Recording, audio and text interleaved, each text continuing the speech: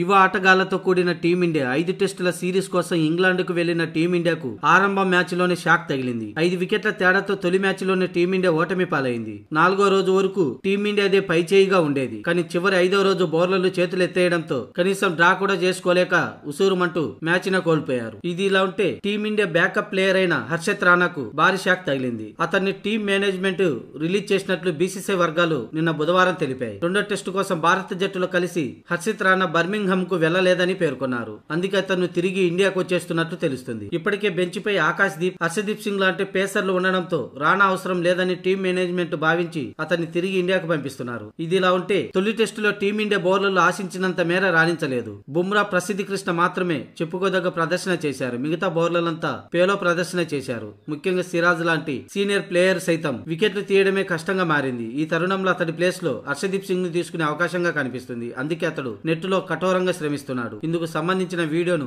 అతను సోషల్ మీడియాలో పోస్ట్ చేశాడు. అంతేకాదు అతన్ని తదుపరి రెండో టెస్టు కోసం ప్లేయింగ్ 11 లోకి తీసుకోవాలనే డిమాండ్ వినిపిస్తుంది. మొత్తానికి ఓ 2-3 మార్పులతో రెండో టెస్టులో టీమిండియా ప్లేయింగ్ 11 ఉండే అవకాశం ఉంది.